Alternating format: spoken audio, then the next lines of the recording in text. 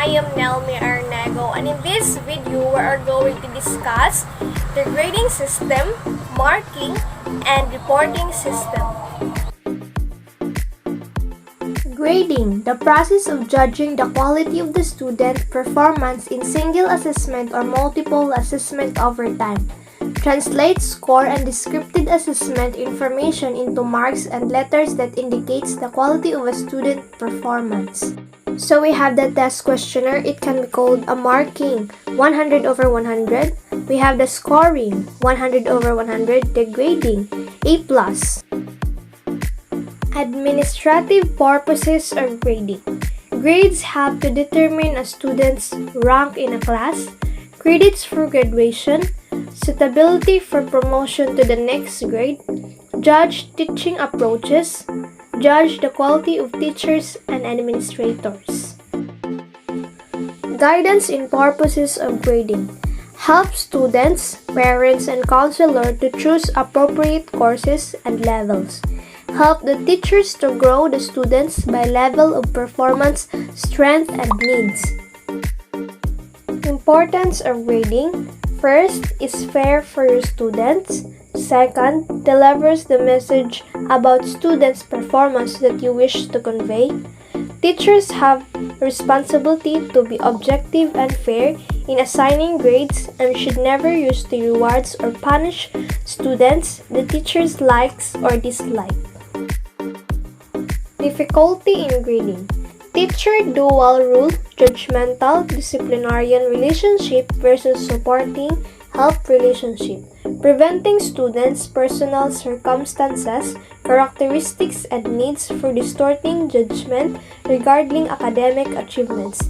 Judgmental, subjective nature of grading evidence can be inclusive.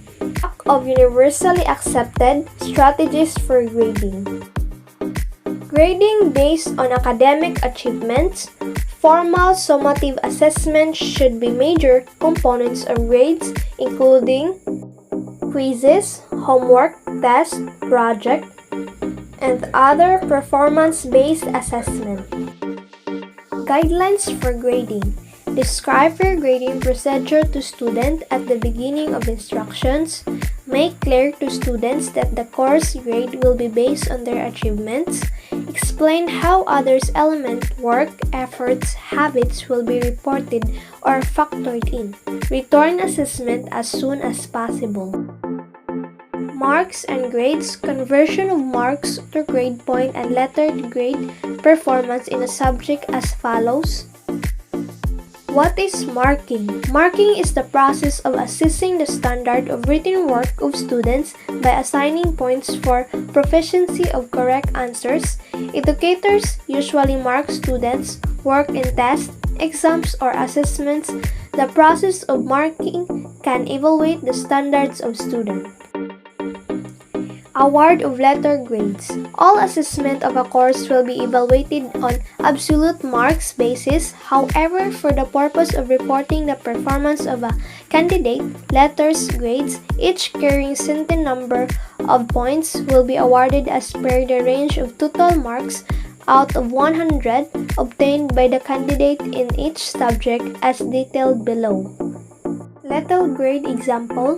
O is for outstanding, A+ is excellent, A very good, B+ good, B average, RA, SA for shortage of attendance, W. Grade points we have 10, 9, 8, 7, 6, 0, 0, 0.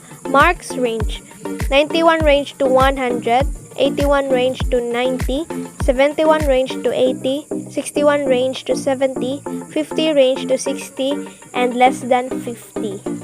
Narito po ang weight distribution of the summative assessment components per learning area for grades 1 to 10.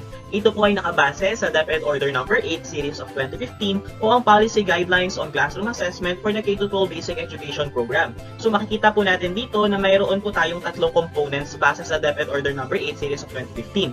Ito po ay ang written works, performance tasks, at quarterly assessment. Para po sa iba't ibang learning areas, meron po silang iba't ibang weight distribution para sa tatlong components na ito. Para naman sa senior high school o ang grades 11 at 12, mayroon din silang tatlong components katulad ng grades 1 to 10. Ito ay ang written work, performance task, at quarterly assessment. Ito naman po ang bagong grading system based sa DepEd Order No. 31 Series of 2020 o ang Interim Policy Guidelines for Assessment and Grading in light of the Basic Education Learning Continuity Plan.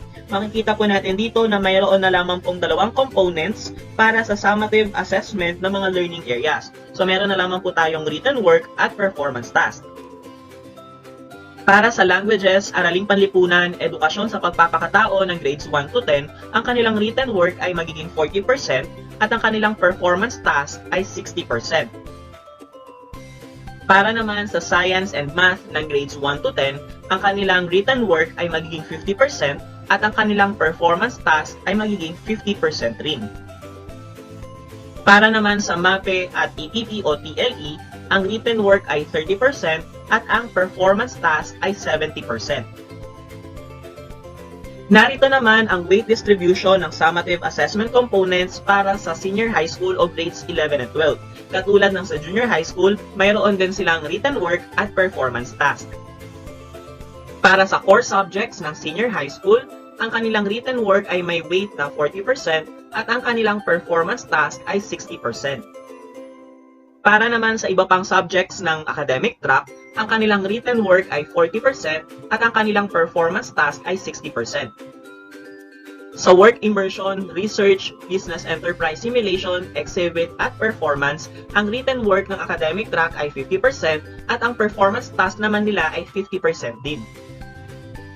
Para naman sa Technical, Vocational and Livelihood o TVL, Sports at Arts and Design track, ang iba pa nilang mga subjects kasama ng work immersion, research, exhibit at performance, ang kanilang written work ay may weight na 30% at ang kanilang performance task ay may weight na 70%. Sa pagko-compute ng mga grades, so ang bibigay ko po example ay para sa science and math. So ang una po nating step ay kunin ang total score ng learner in each component. So ang gagawin lang po natin is i-add lang po natin yung mga raw scores ng mga estudyante sa bawat components.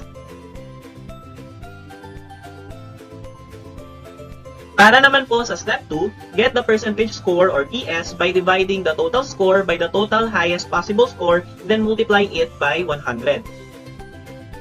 So ito po yung formula natin in getting the percentage score. So again, yung total score po nung bata doon sa component na yon, i-divide po natin siya sa total highest possible score, then i-multiply po natin siya sa 100. So in this example po, si student A, para makuha natin yung percentage score niya, kukunin natin yung total score niya sa written work. Say for example, yan po ay 36.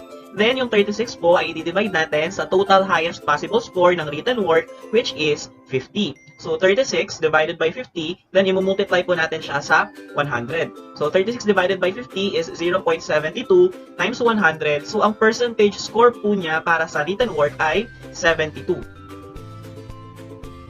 Yung procedure po na nabanggit natin kanina ay yun din yung procedure na gagawin natin sa iba pang components at sa iba pang estudyante. Kapag na-compute na po natin yung percentage score, pwede na po tayong pumunta sa step 3, which is to compute the weighted average. So para ma-compute po natin yung weighted average, ito po yung formula na susundin natin. So weighted average is equal to percentage score times component weight in decimal form. So i-try po natin i-compute yung weighted average ni student A sa written work. So, weighted average is equal to 72. So, yung 72 po, yun yung kanyang percentage score. Then, i-multiply po natin siya sa 0.50.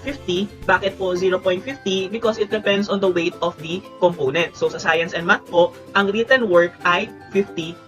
So, 72 yung percentage score times 0.50, yun po yung component weight ng written work sa science and math na naka-decimal form. So, weighted average, so 72 times 0.50 ay 36. So, ang kanyang weighted average ni student A para sa written work ay 36. So, sa procedure na po na nabanggit natin kanina, gagawin lang po natin siya sa iba pang components at iba pang mga students. After po nating makuha ang weighted average ng mga components, pwede na po nating makompute ang initial grade ng mga estudyante. So, get the initial grade by adding the weighted averages of written work and performance task. So ito po ang formula na gagamitin natin para makuha po natin ang initial grade ng ating mga estudyante. So initial grade is equal to written work weighted average plus performance task weighted average. So para po kay student A, ang kanyang initial grade po ay yung weighted average niya ng written work which is 36 at yung weighted average niya in performance task is 47. So 36 plus 47 is equal to 83. So ang initial grade po ni student A ay 83. Para naman po kay student B, ang initial grade niya po, so 35 yung weighted average ng written work at 42 naman yung weighted average ng performance task. So 35 plus 42 is equal to 77. Then, kapag na-compute na po natin yung initial grades ng ating mga estudyante, magpo-proceed na po tayo sa step 5. So step 5, get the final grade by transmuting the initial grades. So, ang initial grade po ni student A ay 83. So, kung titignan po natin siya sa transmutation table na makikita natin sa DepEd Order number 8, series of 2015, ang 83 po ay may equivalent na 89. So, ang transmuted grade po ni student A ay 89. So, ito na po yung lalabas sa report card ni student A. Para naman po sa transmuted grade ni student B, so meron po siyang initial grade na 77. So kung titignan po natin sa transmutation table, ang 77 po ay may equivalent na 85. So ang transmuted grade po ni student B ay 85 at ito na po yung lalabas sa kanyang report card.